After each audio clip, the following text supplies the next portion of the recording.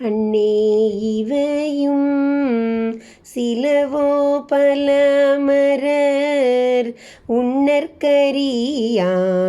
ஒருவன் இரும் சீரான் சின்னங்கள் கேட்ப சிவனென்றே வாய் திறப்பாய் தென்னா என்னா முன்னம் தீஷேர் மெழுகோப்பாய் என்னானை என்னரையன் இன்னமுதென்றெல்லோமும் சொன்னோம் கேள்வெவ்வேறாய் இன்னும் துயிலுதியோ வண்ணஞ்ச பேதையர் போல் வாழா கிடத்தியால் என்னே துயிலின் பரிசேலோரெம்பாவாய்.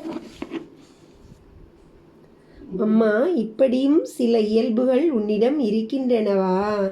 தேவர்கள் பலரால் நினைத்தற்கரியவனும் ஒப்புயர்வற்றவனும் பெருஞ்சிறப்பு உடையவனுமாகிய சிவபெருமான் எழுந்தருளி வருவதற்கு அடையாளமாக காலம் ஊதும் ஒலி கேட்டவுடனே சிவா என்று நீ வாய் திறப்பாயே.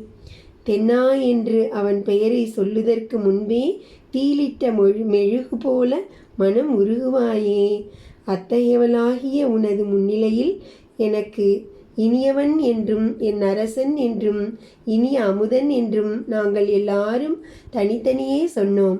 அவையெல்லாம் கேட்டும் இன்னும் உறங்கிக் கொண்டிருக்கிறாயா? கல் நெஞ்சத்துடைய அறிவிலிகள் போல நீ உணர்ச்சியற்று கிடக்கின்றாயே. நித்ராதேவியின் தன்மை இத்தகையதோ?